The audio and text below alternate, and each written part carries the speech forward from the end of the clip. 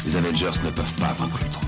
Pas seul. Oui, le professeur? Il n'y a pas de professeur ici. T'as de la poigne, point, tétard. Et clin d'œil à ma nana. Alors, certes, il y a eu des scènes de panique, Ta nana. certains préjugés. Et on descend avec le lapin blanc au fond du gouffre. Eastwood. Clint Eastwood. Qu'est-ce que c'est que ce nom à la mort moelle-l'œil? Sa vie dans une école. Pourquoi vous obstinez-vous à ne pas comprendre mon action? Bienvenue dans ce nouvel épisode de LNDS. LNDS, c'est le format news de la nuit des sorties. On analyse l'actualité de l'industrie du cinéma et des séries sous toutes ses coutures. Et pour ce faire, je suis comme d'habitude avec Al. Bonsoir Al. Bonsoir Ista, comment ça va? Ça va et toi?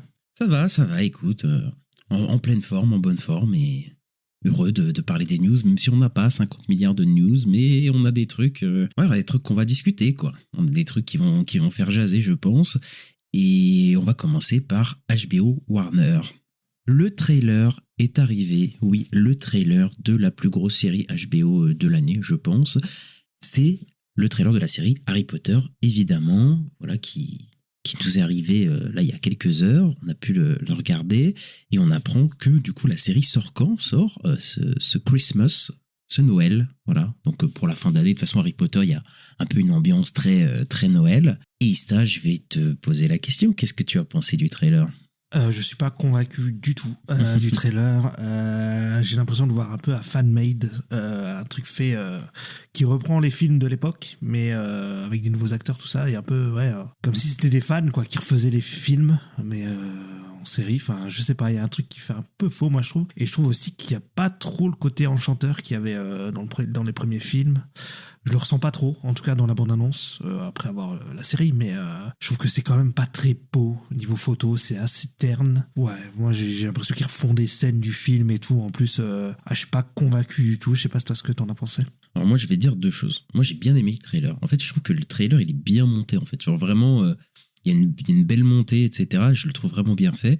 Mais en fait, à la fin du trailer, j'ai fait ah putain, enfin tu sais en plus... Franchement, ils jouent bien la corde. Hein. Ils savent où tirer pour les fans d'Harry Potter et tout. Moi, évidemment, j'ai grandi avec Harry Potter, voilà. Mais enfin, à quoi ça sert? Enfin, vraiment, à quoi ça sert cette série? Je leur dis de plein de fois. Et par contre, je te rejoins complètement. Il n'y a pas du tout le côté enchanteur. Après, c'est un trailer qui arrive très très tôt, hein, voilà. Donc bon, peut-être qu'ils nous ont pas tout montré. Ça reste un trailer hein, pour l'instant. Mais c'est vrai qu'il n'y a pas du tout le côté enchanteur dans la photographie, etc. Ça reste très ouais, dans les canons de pas mal de séries. Après, en termes de production, ça a l'air... ce qu'ils ont montré à je sais pas combien de mois, ça a l'air énorme. Hein. Je pense qu'ils ont dépensé sans compter, hein, je pense. Hein, voilà, et je pense que ça va être assez énorme. Mais après, la DA me semble pas si différent des films non plus, quoi. Donc, je suis un peu en mode, ouais, à quoi ça sert? Il y a juste le côté enchanteur, j'avoue que, comme tu l'as dit, le côté un peu féerique qui est pas vraiment présent. Donc, voilà. Et les acteurs aussi qui sont pas les mêmes, voilà. Mais c'est vrai que je me pose la question, pourquoi faire ça? Et encore plus, tu vois, après ce trailer. Mais le trailer, je le trouve vraiment bien monté, tu vois. J'ai vu, là, on a vu des gens réagir. Il y a des gens qui ont beaucoup aimé le trailer, là. J'ai vu, là, le trailer, il est en train de péter de partout. Donc voilà. Puis voilà, je pense que c'est une des séries que les gens attendent le plus. Mais maintenant, tu sais, c'est comme là, le trailer on a vu de Moana, bon, peut-être en moins pire que ça quand même, faut pas déconner, mais c'est vrai que tu te poses la question, tu regardes le truc, tu fais, qu'est-ce qu'ils vont raconter de plus? Ils vont raconter tous les trucs, là, ils vont plus raconter, ça va être plus fidèle au bouquin, j'imagine, parce qu'il y a plein de trucs qu'ils ont enlevés dans les films. Là, déjà, dans le trailer, on voit l'école. Il me semble pas qu'on le voit à l'école dans le film de non, base. Non, on le voit pas à l'école. Là, on le voit se faire bully et tout. Je pense qu'ils vont prendre plus leur temps. Ils auront le temps de tout mettre, tout ce qu'ils ont envie de mettre. Mais est-ce que... Enfin, tu vois, moi, j'aurais aimé un truc peut-être radicalement différent, pour le coup, quoi. Et bon, moi, je trouve pas ça fou. Après, là, je pense que les acteurs vont s'en prendre absolument plein la gueule, malheureusement, alors que franchement, c'est vraiment pas à eux qu'il faut s'en prendre, je pense, dans ce truc-là, quoi. Je pense que les gamins, ils vont s'en prendre. Je pense que l'acteur qui joue Rogue va s'en prendre plein la gueule. Enfin, vraiment, pour des trucs... Et pourtant, moi, celui que j'ai le plus de mal, là, dans le trailer, c'est Nick Frost en Hagrid. J'ai du mal à acheter. Hein. Après, en même temps, la Rogue, on le voit une demi-seconde. Hein. On le voit vraiment une demi-seconde dans le trailer. Donc, bon, je pense qu'il y a des gens, ils vont être mad en mode ça ressemble pas à Rogue. On l'a vu une demi-seconde et franchement, oui, ils vont faire un truc différent, c'est pas grave. Mais c'est vrai que... Oui, et puis déjà, c'était déjà différent du livre parce qu'ils avaient pris un acteur assez âgé par rapport aux personnages dans les bouquins aussi. Donc. Oui, il y a plein de différences de toute façon avec les bouquins qu'il y avait déjà dans les films et tout. Mais c'est vrai que en fait, quand tu regardes Hagrid, quand tu vois les autres, en fait, ta tête, elle est obligée de faire le comparatif un peu. Enfin, je sais pas, il y a un truc où tu forcément, t'as déjà les images des films et tu regardes ça. Et je pense que c'est ça enfin, toute la série, ça va être ça. Hein. Et par contre, je pense que ça va, enfin, là, je suis encore plus sûr que ça va cartonner. Là, j'ai regardé les trucs, j'ai fait, je pense que ça va péter. Je pense vraiment que ça va péter. Vraiment, la manière dont ils ont fait le trailer et tout, je pense, là en plus, là, le nom de, là, je sais pas, ils vont nous sortir les chiffres du trailer, là, dans 2-3 jours. Je pense que ça va être dingo aussi. Et Parce que pas tout le monde attendait de voir. Je pense que ça va marcher de fou. Mais encore une fois, Istin, pourquoi faire, quoi, vraiment. après, ça reste une série produite par HBO Max, et généralement, ce qui sort, c'est plutôt quali, donc je pense que ça sera plutôt de qualité, en vrai, la série. Ah bah, c'est pour ça que ça se voit qu'il y a l'air d'avoir de l'argent, tu vois, là, vraiment, tu vois, mais bon. Ouais, clairement. Mais oui, la question, c'est pourquoi refaire un truc qu'on a déjà vu, parce qu'en fait, il y a une sensation de déjà vu, quoi. Tu vois ça, tu te dis, oui, mais je connais, tout ça. Le Nabus 2000, ouais, Poudlard, machin, et plus, tu sais, c'est les mêmes décors à peu près, enfin, je sais Après, pas. Poudlard, en tant que tel, je sais pas, parce qu'on voit pas de plan extérieur de Poudlard, mais c'est vrai que bah, y a pas eu enfin, tu sais, j'ai pas vu de truc non plus qui s'éloigne vraiment, donc oui. Donc, si c'est les mêmes DA, c'est les mêmes fringues à peu près, c'est le même truc, bon, bah, c'est là, quoi. Après, oui, ça va être plus fidèle, mais est-ce que c'est vraiment nécessaire? Je pense pas, mais de toute façon, on sera là. Moi, je vais regarder, hein, je On pense. regardera, oui, bien sûr, oui, bah pareil. Après, ça sera peut-être plus intéressant dans les prochaines saisons plus tard, où là, ils ont peut-être pris plus de liberté dans les films, et peut-être qu'il y a quelque chose à faire avec les livres. Sur les premiers, je sais pas. Après, ça reste un trailer, évidemment, voilà. Donc, c'est pas la série qu'on juge vraiment, mais on n'est toujours pas très hypé par cette série. Alors, on avait parlé du Seigneur des Anneaux là ces dernières semaines, puisque ça bougeait pas mal autour de la chasse de Gollum. On a eu du casting, etc. Et puis, ça parlait d'une rumeur d'une nouvelle trilogie, etc. Et là, on a des infos, des infos toutes fraîches d'un nouveau film qui va sortir et qui n'est pas lié, en tout cas, à la chasse de Gollum, mais qui va être une suite à la trilogie Seigneur des Anneaux. Oui, vous avez bien entendu, une suite à la trilogie culte de Peter Jackson, donc voilà, qui est en développement et qui s'appelle Shadow of the Past. Donc voilà, c'est un titre de travail pour l'instant, donc je pense que ça aura un autre nom, mais ça va rentrer en production après la chasse de Gollum, donc on devrait le voir ça en 2028, 2029, 2030, j'en sais rien, en tout cas après la chasse de Gollum qui est prévue pour fin 2027, pardon. Et dans le synopsis, ça parle que ça se passe 14 ans après Le Seigneur des Anneaux, après la mort de Frodon. Bon, le spoil de fou, hein, t'as vu? Spoil de malade. Et c'est Sam, Merry et Pipin, donc ses amis hobbits de longue date, qui vont retracer les premiers pas de leur aventure, pendant ce temps que la fille de Sam, voilà, va découvrir un secret longtemps caché, et de pourquoi la guerre de l'anneau a failli être perdue, quoi. En fait, il y a un secret vis-à-vis de ça qu'elle va découvrir. Et c'est Stephen Colbert qui va co-écrire, voilà, le script avec son fils Peter McGee et Philippa Bowens, voilà, qui était déjà scénariste, parmi les gens qui ont travaillé sur la trilogie de base du Seigneur des Anneaux. Pour Stephen Colbert, il faut savoir que c'est un talk show host, voilà, aux États-Unis, et c'est un très très gros fan du Seigneur des Anneaux, hein. C'est un truc qui le caractérise bien. Mais est-ce que c'est un scénariste, Ista? Je suis pas sûr.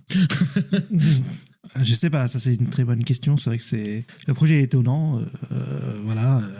Mais de ce que j'ai compris, en fait, le truc qu'ils vont faire avec Sam, Merry, Pipin, qui vont revoir leurs aventures, machin, c'est qu'en fait, c'est parce qu'ils veulent, parce qu'il y a une vidéo qui est sortie et il explique qu'il veut adapter 6 chapitres de la communauté de l'anneau qui n'ont pas été adaptés dans le film, en fait. Donc en fait, c'est pour ça qu'ils partent un peu sur ce truc-là où tu auras un peu de ce que je comprends, une timeline dans le passé où ils adapteront les livres, et une timeline plus dans le présent, quoi. En tout cas, ils veulent être autour de la trilogie de Seigneur des Anneaux de Peter Jackson. C'est ça, ouais. En tout cas, ils veulent Clairement. bien pour relier à ça. Et enfin, oui, non, mais c'est une idée un petit peu ridicule pour le coup. Enfin, qu'est-ce que tu veux exploiter? Enfin, c'est nul, quoi, en faire un film sur ça. Peut-être même une trilogie, ça se trouve, sur ça. Donc, ils vont faire revenir, évidemment, tous les hobbits, etc.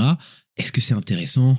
Pas tellement, hein. Franchement, c'est pas tellement intéressant pour le coup. Après, pour le coup, ils ont pas trop de problèmes là. Vu que ça se passe 14 ans dans le futur, j'imagine que comme ils seront plus vieux, ça va pas poser de problème. J'imagine les acteurs, etc.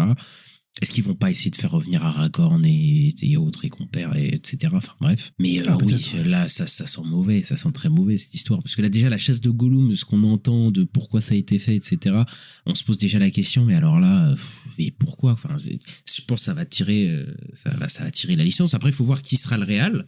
Moi, je pense que Peter Jackson, il va y aller producteur et il va rester producteur et tout. Après, peut-être possible qu'il réalise, mais je n'y crois pas. Et donc, faut voir qui c'est qui va s'y coller. Stephen Colbert, bah, c'est pas un scénariste. Après, je crois qu'il a scénarisé les trucs SNL, tu sais, les trucs comme ça, tu vois, mais c'est pas un scénariste de film, quoi, tu vois. Donc, oui, il est fan et tout, et voilà, et ça se trouve, il fait partie des personnes qui ont poussé pour que ça arrive, mais ça me paraît complètement fou, en fait, pour le coup, c'est cette histoire, quoi. De ce qu'il dit dans la vidéo, c'est qu'il a proposé le pitch à Warner, ils ont dit oh génial, et ils ont validé, voilà. quoi. Ils se sont dit, oh putain, on va se faire du fric. Ouais, c'est ça, clairement. De toute façon, je pense que on en parlait un peu en off, mais il y a un côté où Warner veut, ils veulent franchiser le Seigneur des Anneaux. C'est-à-dire que là, en ce moment, c'est La Chasse pour Gollum est en tournage, et dès que c'est fini, ils vont passer à ce film-là. Et en fait, à chaque fois, moi, ça m'étonnerait pas que dès qu'ils ont fini ça, oui, ils produisent un nouveau, tu vois. Ouais. Et puis ça parlait d'une trilogie, donc ça se trouve, c'est ça le début d'une possible trilogie, en fait, qui venait. Enfin, putain, c'est. Bref, ça me donne pas du tout envie. La fille de Sam, je sais pas si elle existe dans les livres ou si c'est un personnage inventé, je t'avoue, ça je sais pas du tout. Bah non, mais ça doit être dans les livres, tu vois, mais après, tu sais, genre que ça doit être dans un épilogue. Après, j'ai pas lu le livre et tout, mais tu sais qu'il a une fille, etc., tu vois, mais je sais pas du tout. Ah si, on le sait, je crois, à la fin du Seigneur des Anneaux, il me semble. Possible, tu vois, mais c'est pas un truc qui est. Bon, oui, qu'il a un gosse, etc., avec la serveuse là du bar, je crois. Voilà. Mais c'est pas du tout développé dans les films. Après, peut-être il y a Tolkien, vu qu'il a développé son lore et tout, ça se trouve, il y a des pages de trucs de développement, mais enfin là, faire tout un film sur ça, peut-être même plus, ça me paraît vraiment que pour l'argent. Et après peut-être que je vais me tromper, genre il y a un réalisateur talentueux et ça va bien se passer, etc. Mais sur le papier, moi ça me donne pas envie, du tout, franchement. Non, bah, moi non plus, mais déjà La Chasse pour Gollum, c'est déjà compliqué. Et... ouais, les deux projets qui arrivent, Seigneur des Anneaux, là, ouais. On est passé du Hobbit à Rings of Power à Hunt for Gollum, franchement, ça va, quoi, c'est bon. Là, ça commence à saouler, quoi, pour le coup. Et on a des nouvelles de Minecraft 2. Voilà, il y a Kirsten Dunst qui a rejoint le casting. Elle va jouer Alex, qui était teasée dans la scène post-générique du premier Minecraft. Voilà, après, à la toute fin du film, quoi. Et Kirsten Dunst, elle avait dit moi j'aimerais bien être dans Minecraft 2, comme ça je ferai un film qui me donne du fric. Bah voilà, c'est exactement ce qui va se passer. Voilà, parce que il y a moyen que ça cartonne encore, hein, Minecraft 2. Donc Kirsten Dunst, elle va dans une grosse franchise qui pourrait lui donner un peu de sous. Bah c'est ça, parce que là oui, elle avait manifesté, elle avait dit je veux me faire de l'argent et je vais être dans Minecraft parce que ma fille aime bien. Bah voilà, elle a eu le rôle. Et ouais, Kirsten Dunst, est-ce que ça va pas être une actrice un peu sur... Elle a pas été castée dans quelque chose récemment aussi, une autre chose là, j'ai cru voir. Si, The Housemaid, la femme de ménage. Ah oui, voilà. Donc est-ce qu'elle va pas faire son retour dans des gros films pour se faire de la thune, Kirsten Dunst? Je suis en train de me dire, parce que là c'est vrai que ça fait deux gros trucs, parce que la femme de ménage c'est dingo le succès que ça a eu, et là Minecraft aussi c'est dingo, donc là elle est en train de se faire des chèques, Kirsten Dunst, assez fou. Et de toute façon on la verra dans le MCU en tant que dans Avengers Secret Wars, sûrement. Peut-être, hein, on sait pas. Non, mais de toute façon, tout est possible. Donc, elle pourrait prendre ce chèque-là aussi. Et là, elle aura pris tous les chèques possibles et inimaginables, la meuf, pour le coup. mais bon, après Minecraft 2, c'est...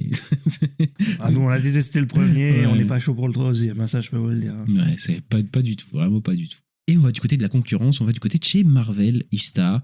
Voilà, Marvel Studios a déployé son calendrier pour les années à suivre, voilà, pour les années 2028 et 2029. Alors, le 28 juillet 2028, il y a un film Marvel Studios qui est prévu, puis un film le 4 mai 2029 et un film le 13 juillet 2029.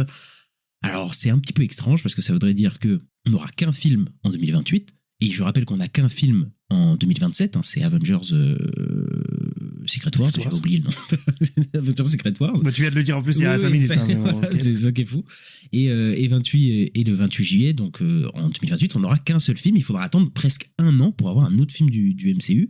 Et donc 2 films de MCU en 2029. Ista, quelle est ta réaction vis-à-vis de ça? Bah, en fait, ça m'étonne pas vraiment parce que j'ai l'impression que Marvel Studios là commence à se dire, ils veulent peut-être faire plus que leurs films soient toujours un peu des événements, des gros projets, des trucs comme ça. En tout cas, c'est ce qui a pris vraiment ces dernières années.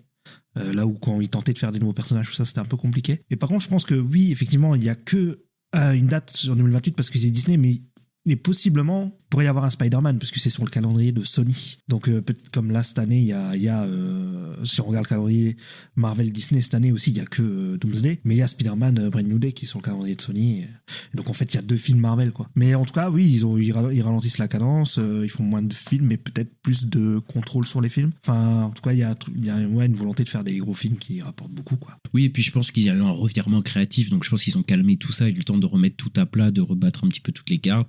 Et je pense qu'ils sont, enfin, je veux dire, là, il y a eu, je pense, pas mal de discussions avec les 2 Avengers en se disant, mais qu'est-ce qu'on fait après, quoi, en fait, en mode, est-ce qu'on repart sur ça? Bon, moi, je pense que le film le seul film qui est de calendrier 2028, ça va être X-Men. Pour moi, c'est quasiment sûr que ça va être ce film-là. C'est vers ça que tout se dirige, les rumeurs, etc. Et puis je pense qu'ils veulent lancer la phase avec ça, avec X-Men, quoi. Et je pense que c'est la bonne chose à faire. De toute façon, il faut une espèce de renouveau, etc. Bon, les X-Men, c'est pas renouveau, mais en tout cas, dans la MCU, comme c'est, il y en a pas, et il y a pas de X-Men pour le moment, enfin pas vraiment de X-Men, bah là tu relances avec ça. Et après, en 2029, ça m'étonnerait pas qu'il y ait le film Blade qui est maintenant sûrement transformé en Midnight Suns. Voilà, donc, mais après, les autres films, je sais pas, il y a Black Panther 3 qui est dans les tuyaux, il y a Doctor Strange 3 qui est dans les tuyaux, donc il y a quelques films de Shang-Chi 2, même ça en parlait aussi, donc il y a possiblement des suites qui arrivent aussi, quoi. Ouais, Shang-Chi 2, j'y crois de moins en moins, je t'avoue. Par contre, à Black Panther 3, c'est pratiquement sûr qu'il y aura. Moi, je pense qu'une des dates, là, c'est Black Panther 3. Parce que ça parlait déjà d'un cast et tout, avec Denzel Washington et tout, donc ils ont l'air... Et puis, vu le succès de Ryan Coogler en ce moment, m'étonnerait voilà, pas que... en plus. Voilà. Ouais, donc je pense qu'ils vont y aller, quoi. Ils vont y aller sur Black Panther 3, X-Men, et puis après, le troisième, je sais pas trop ce que ce sera. Ah ben moi je pense que c'est peut-être Midnight Suns, hein. Enfin, depuis le temps qu'il est dans les cartons, ouais, peut-être, le film Blade est transformé évidemment, mais depuis le temps qu'il est dans les cartons. Et puis d'ailleurs il y a Ryan Gosling, voilà, qui a confirmé qu'il a parlé à Marvel à propos de Ghost Rider dans le MCU, qu'il a eu des discussions, même si c'est assez compliqué la situation en ce moment. Est-ce que tu penses que Ryan Gosling il serait dans un film Midnight Suns, un film d'équipe, etc., ou vu le star power de Ryan Gosling, etc., est-ce qu'ils vont pas faire un film Ghost Rider solo, en fait, plutôt? Qu'est-ce que t'en penses, Ista? Bonne question. Moi, je me dis, à l'époque, je pense qu'il aurait jamais été dans un film Marvel. Mais là, depuis qu'il a accepté Star Wars, je me dis, là, il est dans Star Wars Starfighter l'année prochaine, oui, qui est une production Disney. Il a fait Barbie, voilà, il a fait plein de trucs. Maintenant, je pense qu'il accepterait largement un rôle chez Marvel. En plus, il avait dit qu'il aimerait bien jouer le Ghost Rider. Donc, je pense qu'on va le voir en Ghost Rider. Je pense qu'on le verra un jour. Je suis pratiquement sûr. Est-ce qu'ils feront un film solo, lui? Après, vu que Project Imari fonctionne bien, c'est peut-être possible qu'ils vont se dire faut faire un film Ghost Rider. Et puis je veux pas m'avancer, mais ça se trouve, imagine, il va aux Oscars avec son film. Enfin, c'est possible, hein, tu vois. Je dis pas qu'il va être, ça se trouve, il sera pas nommé, mais il y a moyen que le film là, c'est le premier Oscar buzz entre gros guillemets de l'année, et que qu'il soit nommé, etc. Peut-être même qu'il l'est. Est-ce qu'ils vont pas surfer aussi sur ça? Pour le coup, moi je pense pas qu'il l'aura, etc., mais je me dis, il y a un monde, je pensais pas que Michael B. Jordan aurait l'Oscar, tu vois. il y a un moment, donc voilà, c'est possible. Est-ce qu'ils vont pas surfer sur ça aussi, hein? Et après, c'est pour ça que je me dis, en vrai, Ghost Rider, tu l'introduis avec les Midnight Suns, tu fais un Blade, Ghost Rider, tous ces héros-là, ça peut être vraiment sympa. Mais si Ryan Gosling, il devient tellement gros, enfin, je veux dire, il devient, il est déjà gros, de toute façon, enfin, je veux dire, mais le star power qu'il a, est-ce que tu vas pas le faire, en fait? Ouais, non, finalement, on fait un film juste sur lui avec Ghost Rider, quoi, en tête d'affiche. Possible, mais après je me dis que tu peux aussi faire un film d'équipe où c'est lui le Apple leader, quoi. Ah ouais, mais là je pense que du coup avec Mahershala Ali qui était censé être Blade depuis 10 ans, etc., c'est un peu, tu vois, je sais pas, c'est un peu bizarre, tu vois, mais c'est possible, en vrai, c'est possible qu'ils acceptent et que ça se passe bien, mais bon, là. Ouais, je sais pas ce qu'ils vont faire, parce que après, un projet Midnight Sun, c'est intéressant pour faire revenir Blade, pour peut-être faire revenir un Moon Knight aussi, ou des trucs comme ça, je sais pas, mais il y a des trucs à faire. Mais, parce que Ghost Rider, en solo, je suis pas sûr qu'il y a grand chose de très intéressant à raconter. C'est pas fou les comics Ghost Rider. C'est un mec tête en feu, il y a une manteau dans le feu. Comment ça tu peux faire? Mais c'est stylé. Je rigole, oui, je sais pas s'il y a des bonnes histoires de fou, quoi. Oui. Moi j'ai jamais entendu parler de chef-d'œuvre chez Ghost Rider, quoi. En tout cas. Oui, le personnage est plus populaire que les adaptations, que les œuvres qu'il a, quoi. En fait, c'est ça. Oui, c'est ça. Oui. C'est parce qu'il est stylé, quoi. Il a un design cool. Ouais, quoi. Voilà. Par contre, c'est un peu triste pour Mahershala Ali, parce que je me dis, s'ils font un film Midnight Suns et c'est Ryan Gosling le lead, tu te dis putain, c'est mon film qui s'est transformé en un autre film, et au final c'est ça, quoi. Tu fais putain de merde. Enfin bref, on verra comment tout ça évolue et on a des infos sur les séries Marvel. Oui, et ben Wonder Man, voilà, bonne surprise, a été renouvelé pour une saison 2 chez Disney+. Voilà, il y a une annonce officielle. Il y a le retour de Yahya Abdul-Mateen 2 et Ben Kingsley. Voilà, ils seront de retour, le duo de la série. De toute façon, la série tient sur eux, hein, clairement. Je veux dire, sans eux, il n'y a plus rien, quoi. C'est vraiment la relation entre les deux personnages qui est vraiment le cœur de la série. Et voilà, et c'est toujours par les mêmes showrunners hein, qui sont sur la saison 2. C'est Daniel Deston Cretton et j'ai plus le nom de la deuxième personne, mais ils sont deux, il me semble. Et voilà, quoi. Et c'est une bonne nouvelle. Comme quoi, ça a l'air de voir plutôt fonctionner. Même si je pense que ça n'a pas été un énorme succès, mais je pense que comme ça n'a pas un budget ouf, il y a moyen qu'ils renouvellent parce qu'en fait, ils n'ont pas vraiment de pertes et c'est plutôt une réussite, quoi. Oui, c'est ça, ça a marché à la hauteur du budget et des attentes de la série, quoi. Et surtout que c'était une série qui voulait limite annuler, quoi, là-bas. C'est ça qui est fou, quoi, quand même, Wonder Man. Le parcours que ça a eu, final, bah non, ça va continuer. Et franchement, le parcours du personnage de Ben Kingsley, qui aurait cru que Ben Kingsley aurait une saison 2 de sa série alors qu'il a été introduit il y a plus de 10 ans maintenant. Enfin, c'est complètement fou. Mais après, ça m'étonne pas parce que non seulement ça a plutôt marché, je pense, mais surtout ça a eu des bons retours, quoi. C'est vraiment qu'il y a eu vraiment des gens qui ont beaucoup aimé la série.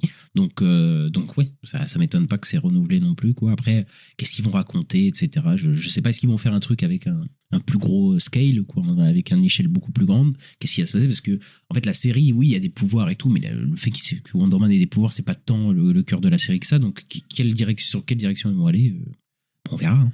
Ouais, on verra, mais je pense qu'ils vont essayer de garder quand même ce ton intimiste et tout, parce que pour moi, c'est un peu le cœur de la série quand même, plutôt que d'aller dans un gros truc grandiloquent et tout.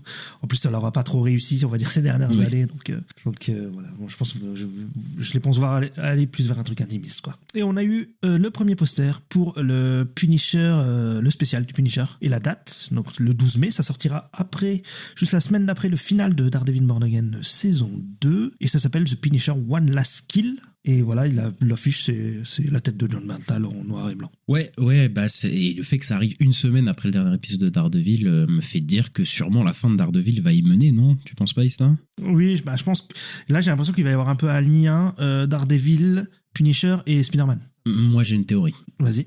Est-ce que à la fin de Daredevil, c'est le retour de la main? Punisher va se fight avec la main dans le special et on va les retrouver dans Spider-Man, puisqu'on voit dans Spider-Man qui a la main et les assassins de la main. Donc je me dis, est-ce que tout ça va pas mener au retour de la main et en fait au final dans Daredevil, et peut-être même la saison 3 va être autour de ça, avec peut-être sûrement un retour du personnage d'Electra aussi qui est lié à la main, etc. Donc est-ce qu'il va pas y avoir tout ça à la fin de la saison de Daredevil qui vient de commencer, dont on a vu le premier épisode, et du coup bah en fait tout va mener un petit peu à ça, quoi. C'est ma théorie, voilà. Non, mais c'est pas bête. En plus, il y a un truc qui fait que la main peut avoir un rôle important, c'est que on a l'impression, il y a des signes qui montrent qu'effectivement, dans la saison 3 de Daredevil Born Again, il pourrait y avoir un retour de Elektra et de Iron Fist qui sont très liés à la main, qui sont des personnages très liés à la main, quoi. Donc, ouais, c'est pas bête ce que tu dis. En tout cas, ça va être intéressant à suivre, quoi. Moi, je suis assez excité par tout ça. C'est ça. Et je me dis, ouais, parce qu'il n'y a pas même un personnage de la série La Daredevil qu'on a vu qui est lié à la main. Voilà, on en reviendra sûrement à la fin de la série, on verra. Mais bref, voilà. Et c'est réalisé par le réalisateur de King Richards, hein, la special de Punisher. Mais c'est celui qui a fait, il a réalisé des épisodes de la série de John Bernthal, où il était dans une ville de Baltimore, là, We Own This City. Voilà, We Own This City. Et c'est pour ça que je pense qu'il l'a, Frank Castle, j'allais dire, que John Bernthal l'a ramené du coup sur le special Punisher. Donc on verra ce que ça donne. Moi, j'ai hâte de le voir. Punisher, on a déjà eu la série, on a eu des films. Voilà, après ça ne durera pas très longtemps, ce sera du 1 heure max, quoi, parce que c'est un special, mais j'espère que ce sera cool. Et tu penses à qui comme personnage? C'est une théorie qui se base sur rien, hein, voilà, c'est une théorie qui se base sur pas grand chose, mais c'est juste il y a un personnage qui est joué par Damien Lillard, j'allais dire, par Matthew Lillard, voilà, qui est un peu bizarre, qui est un peu spécial. Je pense que ça cache quelque chose. Enfin, son personnage cache clairement quelque chose. Je sais pas si c'est la main ou quoi, mais c'est pour ça que j'ai dit ça. Mais ça se trouve pas du tout. Hein. Non, mais il est, de ce qu'on comprend là, en fait, parce que moi j'avais pas compris tout de suite, mais il serait lié à Valentina de Fontaine. Bon, bah voilà. Allez hop, t'as cassé ma théorie. C'était même pas c'est une théorie qui se basait sur rien, vraiment. Ouais. Et on reste chez Disney, mais on va du côté des live action. Ista, on a eu le trailer de Moana ou de Vaiana en français, enfin un nouveau trailer, voilà, qui nous en révèle un petit peu plus et qui nous montre, voilà, Dwayne The Rock Johnson en pleine, en full face. Et qu'est-ce que tu as pensé de ce brushing, Ista? Incroyable. En fait, comment dire? En fait, ça me fait penser à One Piece et les perruques là, que j'avais du mal. Parce qu'en fait, je crois qu'on l'a tellement vu chauve qu'en fait, c'est chaud. Là, je vois qu'il a une perruque, quoi. Je vois son crâne chauve, en fait. J'arrive pas à y croire, en fait. C'est compliqué. Bah, pareil, mais après, il a déjà eu des perruques de Rock, mais ils ont jamais été aussi moches. Enfin, je sais pas qu'est-ce qui s'est passé. mais là, vraiment, c'est horrible, quoi, sa perruque et tout. Et puis, il a il a une espèce de fatsuit bizarre là qui augmente ses muscles, et en plus je crois qu'il a pas de tétons. Je crois qu'ils sont sur leur truc, il a pas de tétons. Enfin bref, c'est spécial, hein. c'est spécial. Et oui, bon voilà, trailer, on dirait vraiment. Et il y a des redesigns dégueulasses de créatures, un peu comme ils avaient fait sur la petite sirène et tout. C'est dégueulasse. Oui, qui sont semi. Sur le requin, c'est ça, le requin, et puis le cochon aussi, qui sont semi. Comment on dit, semi-réaliste, ouais, semi-réaliste, quoi. En fait, il y a un peu une uncanny valley bizarre, enfin, qu'il y avait déjà vu dans leurs adaptations, qui fait que c'est trop bizarre, alors qu'en animation ça passait mieux. Et puis qu'est-ce que c'est gris par rapport à Moana, qui est un truc mais tellement coloré, etc. Enfin, il y a des photos comparatives là où ils ont mis, où tu vois Moana avec sa grand-mère, oui, sur la plage, et tu vois le truc, tu fais waouh.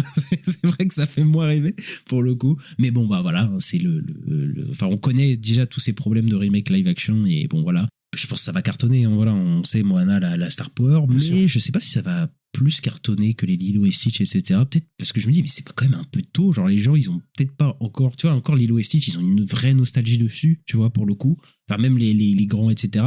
Là je pense que ça va emmener les gamins, mais est-ce que ça va emmener tout le monde, tu vois, je sais pas, tu vois, je sais pas si ça va être autant, genre ça va faire le milliard, tu vois, genre j'en sais rien du tout. Moi je m'attends à un énorme carton. Oh, mais je pense que ça va être un carton, évidemment, hein, je pense, mais tu vois, est-ce que tu penses que ça peut aller chercher le milliard, tu vois, je sais pas. Oui. Ouais, tu penses? Moi, facile. Moi, je pense qu'il y va. Après, on verra, peut-être que j'ai faux, mais moi, je pense qu'il y va. Hein. Ouais, bon, c'est possible, en vrai. C'est clairement possible, voilà. Les remakes live, de toute façon, faut. Voilà. Il y en a eu quelques-uns. D'ailleurs, j'ai dû le dire dans le. Oui, moi aussi, j'ai dit que ça va être un carton. Mais bon, je sais pas, quand je vois le trailer, je vois c'est pas fou, et je vois les réactions, je me dis, bon, après, à chaque trailer remake live action, j'ai l'impression que les réactions sont mauvaises, et ça fait quand même. Il y en a qui marchent quand même, donc bon, c'est voilà, quoi. On verra. Et en parlant de remake live action, on a un remake de Cendrillon, mais pas sur Cendrillon, qui sort. Et oui, ce serait focus sur les demi-sœurs, voilà, qui sont un petit peu méchantes de Cendrillon, et le focus serait dessus. Et c'est Akiva Schaffer là qui a fait The Naked Gun, voilà, le remake reboot séquel de Naked Gun, qui va le réaliser. Ouais, bizarre, très bizarre comme choix, parce que d'ailleurs il y a un film qui s'appelle The Ugly Stepsister, voilà, qui est sorti l'année dernière et qui a été nommé même aux Oscars pour les effets spéciaux, qui raconte l'histoire de Cendrillon, mais du point de vue justement de pas de Cendrillon, mais de la demi-sœur. Et donc et c'était assez intéressant, mais là ça va pas être du tout la même approche, je pense. Mais après là ils prennent un réalisateur de comédie, donc est-ce que ça va pas vraiment être une comédie, ouais, pour le coup, avec les demi-sœurs qui vont être un petit peu drôles, et je pense voilà, mais est-ce que ça va vraiment raconter quelque chose d'intéressant? Je sais pas. Et même là d'ailleurs, en y pensant, je me dis, je crois vraiment qu'ils sont en train d'épuiser tous leurs cartons, parce que là, s'ils sont en train de refaire Cendrillon, mais pas vraiment Cendrillon, parce qu'ils ont déjà fait Cendrillon. Cendrillon, c'était il y a 10 ans, là. Il y a eu une espèce de version live. Du coup. Kenneth Branagh, je crois. Oui, le tâcheron qui avait fait ça, et du coup là ils sont obligés de faire des remakes mais un peu détournés, c'est-à-dire d'un autre point de vue. Moi je pense qu'ils commencent à être à court de remakes live, et donc du coup ils commencent à essayer de chercher d'autres remakes live possibles, essayer d'aller prendre d'autres points de vue, d'autres trucs, tu vois, comme Maléfique et Cruella, tu sais, de prendre d'autres points de vue de ces histoires là, mais est-ce qu'au bout d'un moment ça va pas se casser la gueule? Je sais pas, quoi. Ouais, c'est marrant, j'ai l'impression, ça me fait penser un peu à. J'écoute une émission où ils parlent des news, des comics Marvel, et t'as l'impression qu'ils font n'importe quoi. Genre ils disent, Mary Jane, on va lui mettre un symbiote, ou des trucs comme ça, on sait pas trop pourquoi. Et là, je me fais penser un peu à la même chose, il veut y mettre tout dans un shaker, il dit, vas-y, on met quoi, quelle franchise, et puis on prend ci, prend ça, et puis on fait un truc. Mais c'est vraiment ça, quoi. Et ouais, c'est du grand n'importe quoi, je comprends pas trop pourquoi on fait ça. Effectivement, après, Akiva Schaffer, ça veut peut-être dire, ouais, full comique. Après, vu les personnages, je crois que c'est Jabot et Anastasia qu'elles s'appellent, les je crois que c'est ça, belles-sœurs de Cendrillon. C'est des personnages comiques dans le film d'animation et tout. Enfin, en tout cas, elles sont un peu insupportables, mais je pense qu'elles ont un truc un peu comique, donc ce serait pas étonnant que ce soit un truc dans la comédie. Et je crois que dans Cendrillon 2, elles deviennent gentilles, les belles-sœurs, parce que c'est des... Alors, je suis pas sûr qu'ils vont adapter Cendrillon 2. Je suis pas sûr que c'est canon, tu vois. Mais pour le coup, mais bon. On verra, mais est-ce que ça me donne envie? Pas du tout. Ouais, en plus, ça me fait penser, comme l'autre jour, on parlait d'un truc de Maléfique, l'autre fois, on parlait d'un truc maléfique bizarre avec un truc documentaire, là. Ah oui. Je sais pas ce qu'ils font. Mais c'est n'importe quoi, ces histoires. Bonne nouvelle pour les gens comme nous deux qui n'aiment pas l'intelligence artificielle générative. Voilà, parce qu'en fait, OpenAI, ils ont fermé leur plateforme qui s'appelait Sora parce que ça a été un gros flop. Et maintenant, Disney, ils ont annulé leur deal de $1 milliard avec OpenAI. Voilà, ils avaient planifié d'investir $1 milliard dans la compagnie pour laisser donc la plateforme Sora avoir accès à les personnages de Disney, Marvel, Pixar et Star Wars pour faire des vidéos généré par IA, quoi. Oui, parce qu'il faut savoir que Sora, c'était peut-être la plus grosse plateforme de génération, enfin qui générait des vidéos par IA, des AI slop, là, comme ils disent. Donc, et c'était un truc même, là, pendant 1 an ou 2, il y a des gens qui te disaient « Ah, putain, mais regardez cette vidéo faite avec Sora, c'est incroyable !» et tout. Alors que c'était horrible la plupart du temps.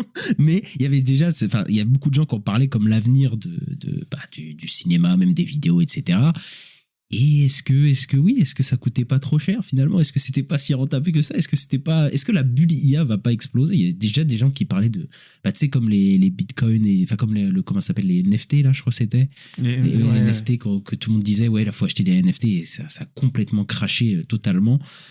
Bon, là, c'est autre chose, hein. L'IA, ça va pas disparaître, hein, et va même rentrer de plus en plus dans notre quotidien. Mais alors, ces espèces de vidéos, de plateformes Sora, là, on est très content que ça ferme. Et puis, je pense que la Disney, ils ont failli s'engager dans une route qui allait leur coûter des milliards, possiblement pour pas grand-chose, je pense. Je pense que là, ils se sont rendus compte que non, c'est peut-être pas si bien que ça. Ouais, merci quand même pour le coup. Et ça nous fait plaisir, en tout cas, pour le coup, que des espèces de plateformes d'IA, enfin, tous ces trucs-là là, qui volent le travail de vrais artistes, etc., ça ferme. Nous, ça nous fait immensément plaisir, on va pas se mentir, Christin. Ouais, clairement, c'est plutôt une bonne nouvelle. Ouais. Et puis voilà, et peut-être que maintenant l'IA, les gens vont être beaucoup plus précautionneux vis-à-vis de ça, en se disant que peut-être que c'est pas si l'avenir du monde n'est pas tourné que sur des vidéos d'IA de merde, quoi, sur les réseaux. Après, le problème, c'est que l'IA, c'est pas rentable du tout. De toute façon, ils gagnent pas d'argent. C'est ça coûte énormément en énergie et tout, c'est n'importe quoi. C'est ça le problème. Donc même là, ils commencent sur ChatGPT et tout. Je crois qu'il y a des pubs, il y a des formules premium, il y a des trucs comme ça parce qu'en fait, ils gagnent pas d'argent avec ça. Donc il faut trouver des sources de revenus, quoi. Et bon, donc ça a été compliqué. Pour ça que Sora a fermé, quoi. Après, il y a d'autres trucs qui génèrent encore des vidéos. Hein. Bien sûr, il y a plein d'autres plateformes, mais Sora, c'est la plus grosse plateforme de ces genres de vidéos IA. Tu vois, c'est le truc qui était le plus mis en avant. Enfin, il me semble. Hein. Donc c'est quand même. Il y a une hype à un moment. Ouais. Ah oui. Quand c'est sorti, tout le monde a fait c'est incroyable, c'est fini, etc. Pas si rentable que ça, je crois. Je crois que c'est pas si rentable. Non, clairement pas. Et tu parlais de vrais artistes, on va parler de Sony et notamment des artistes de VFX parce qu'en fait Sony, là malheureusement c'est une mauvaise nouvelle, ils ont fermé le studio d'effets spéciaux qui s'appelle Pixomondo. La compagnie avait gagné des Oscars et des Emmy. Ils étaient derrière les effets visuels de Game of Thrones, de The Boys, de House of Dragon et d'autres projets. Et Sony, en fait, les avait rachetés en 2022. Donc voilà, 4 ans après, ils ferment le studio, quoi. Ouais, c'est triste à chaque fois. Enfin, là, j'ai l'impression que c'est... Là, on en a parlé plusieurs fois là, au courant des 2-3 dernières années dans le podcast Sista, mais effectivement là ça commence, c'est inquiétant depuis un moment, quoi. Et que ce soit les studios d'animation, des studios de VFX ou les studios de jeux vidéo, en fait, tout simplement, enfin tous ces métiers-là sont vraiment hyper en danger. Surtout en ce moment, j'ai l'impression que ça fait que des gens qui se font licencier de partout, alors c'est quand même des industries qui brassent des sommes quand même astronomiques, quoi. Donc voilà, je crois que c'est 500 personnes qui vont être affectées du coup par la fermeture en fait de ce studio-là. Et ça fait un petit peu peur, quoi. Ouais, en fait, là, je suis en train de me dire, c'est peut-être parce qu'aussi on est en fin d'année fiscale. Il me semble que fin mars, c'est la fin d'année fiscale dans les bilans financiers et tout. Et c'est pour ça, parce que là, il y a eu aussi des fermetures de studios de jeux vidéo. Il y en a eu 3-4 d'un coup, là, la semaine dernière. Donc, ouais, je crois que, bon, en tout cas, c'est pas très cool ce qui se passe là. Et j'ai l'impression que ça fait des années que ça se passe et que ça s'arrête pas, quoi. Ouais. Et surtout que Sony les a acquis il y a genre 4 ans, quoi. Donc c'est genre, ils ont acquis il y a pas longtemps et puis ils les ont fait fermer. Donc super, quoi, tu vois. Donc bon, c'est assez triste. On va du côté d'Universal pour parler du film Miami Vice, voilà, de Joseph Kosinski, voilà, avec Michael B. Jordan et Austin Butler qui seraient dans le film, mais c'est pas confirmé, hein. Ils ont pas encore signé un contrat. Et d'ailleurs, c'est marrant qu'on en parle parce que Michael B. Jordan apparemment n'a pas signé son contrat tout de suite puisqu'il a attendu la run des Oscars, d'avoir son Oscar et pour possiblement négocier un plus gros contrat pour être dans le film. Et donc effectivement, maintenant qu'il a un Oscar, maintenant qu'il est cette star qu'il a toujours été, hein, mais là qu'il a encore plus, il a encore plus le vent en poupe, je pense qu'il peut négocier un salaire, mon pote, assez gros et même devenir le lead en fait du film tout simplement, alors que c'est un duo, hein, normalement, mais bon voilà, je pense que ce sera toujours un duo, mais il peut clairement négocier une part d'argent vraiment significatif, quoi. D'ailleurs, Austin Butler n'a pas eu pour Elvis, non? Il n'a pas eu l'Oscar? Non, il a pas eu, c'était Brendan Fraser qui l'avait eu pour The Whale. Okay. Et il a pas eu lui. Et puis c'est une moins grosse star que Michael B. Jordan quand même pour le moment. Et mais après voilà, le duo peut très très bien marcher. Et du coup Tom Cruise est attaché au projet apparemment. En tout cas c'est en discussion parce que c'est Joseph Kosinski. Joseph Kosinski, il a fait Oblivion et il a fait Top Gun Maverick avec Tom Cruise et il pourrait jouer le méchant.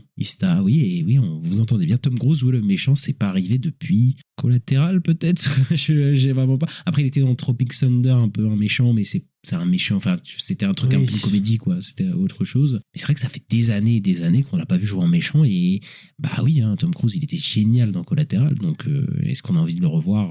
Bah oui, on a envie de le revoir dans des trucs comme ça. Après, moi, un remake de un reboot de Miami Vice par Joseph Kosinski, est-ce que je suis chaud? Ouais, à voir, quoi. Tu vois, je sais pas trop, on verra. Joseph Kosinski, c'est lui qui a fait aussi F1 ou pas? Oui, c'est lui qui a fait F1, oui. Donc ouais, il va y avoir des scènes d'action assez ouf, je pense. Je pense ça va plutôt être plutôt stylé. Après, on verra l'écriture, quoi, parce que bon, F1 sur l'écriture, moi, ça m'a pas trop convaincu. Mais après, le film peut être porté par le duo et ouais, je pense qu'il peut avoir une bonne dynamique entre Michael B. Jordan et Austin Butler, donc ça peut être sympa quand même en vrai, avec Tom Cruise en méchant. Comme ça va être un peu, je dirais un peu nouveau, un peu frais, quoi, parce que comme t'as dit, ça fait genre 20 ans pratiquement qu'on l'a pas vu en méchant et qu'il fait toujours les mêmes rôles, donc ça apporte un peu de fraîcheur à ce que fait Tom Cruise ces dernières années. Ouais, moi je suis un peu curieux, j'ai pas vu celui de Michael Mann, qui était avec Jimmy Fox, je crois, mais je crois qu'il est plutôt réputé, enfin en tout cas les gens l'aiment bien. C'est pas le film de Michael Mann le plus aimé, mais moi ça va, moi j'aime bien, moi j'aime plutôt bien Miami Vice. Ouais. Bon, moi j'aime bien Michael Mann, j'aime bien moi de toute façon, donc ok, d'accord. Ok, mais ouais, bah écoute, ouais, plutôt curieux, mais pourquoi pas, ça peut être sympa, ça peut être un bon buddy movie. Peut-être que ça manque un peu en plus au cinéma en ce moment, donc pourquoi pas. Et on va aller du côté de la chronique box-office, et en parlant de buddy movie, voilà, projet Dernière Chance, oui, c'est un buddy movie. Allez voir notre critique dessus d'ailleurs, a ouvert avec 80,6 millions de dollars sur le sol américain, et c'est la deuxième plus grosse ouverture pour un film qui n'est pas franchisé, derrière Oppenheimer qui a rapporté 82 millions, donc voilà, ça se joue à 2 millions de différence.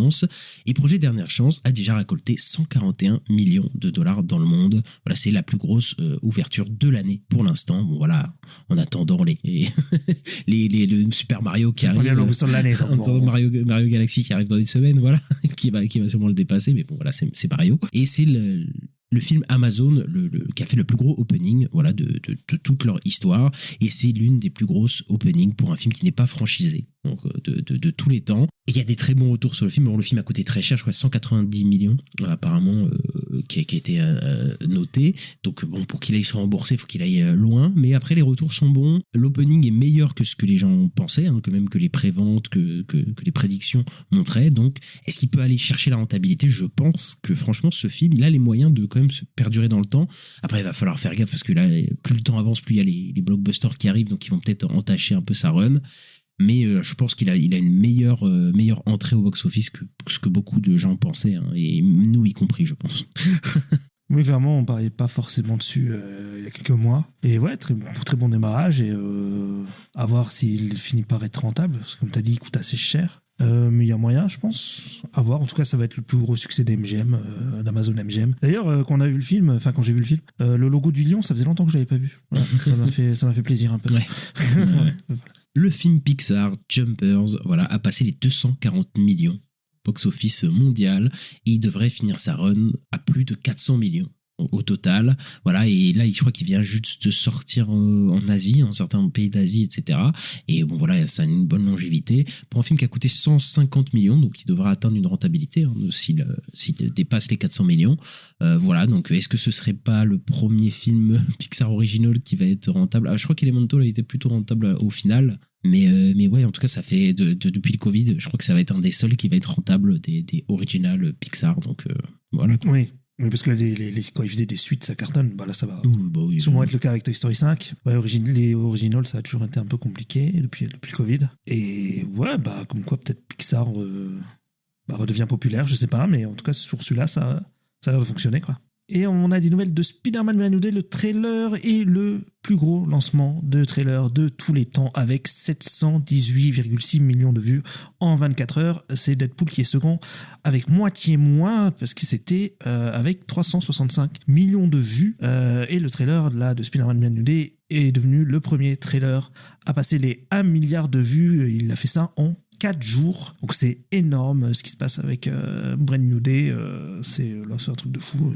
C'est plus que GTA 6 et tout, c'est une dinguerie, quoi. Oui, bah après là, c'était attendu, mais pas aussi attendu. On savait qu'il allait tout casser, voilà. Même si j'ai l'impression que là, ça fait, je sais pas, 3-4 ans que chaque trailer de gros trucs bat le record de trailer de vues. Enfin, je sais pas ce qui se passe avec les réseaux. Maintenant, je pense avec la multiplication, des plateformes de réseaux, etc. Donc maintenant, sur TikTok, ça doit faire des vues monstrueux. Instagram, en même temps, quand t'accumules tout, maintenant, ça fait des chiffres qui sont absolument dingues. C'est un truc de malade. Enfin, je veux dire, 1 milliard et tout, c'est un truc de fou. Mais oui, le film est attendu et je pense que voilà, il va être l'un des films les plus qui font le plus d'entrées de l'année. Ça, c'est sûr et certain. En tout cas, l'attente est dingue. C'est fou. Et voilà, bah on a fini ce podcast. On espère que vous avez aimé. N'hésitez pas à mettre le petit pouce en l'air, les 5 étoiles selon la plateforme dans laquelle vous nous écoutez. C'est très important pour le référencement. N'hésitez pas à nous suivre. On est disponible un petit peu partout sur toutes les plateformes d'écoute, Acast, Apple Podcasts, Deezer, Podcast Addict, etc., etc. Et nous suivre sur les réseaux sociaux @la nuit des sorties sur X, Twitter, Blue Sky, Instagram, YouTube, TikTok. Et Insta, on se retrouve très bientôt. Ouais, à bientôt. Ciao.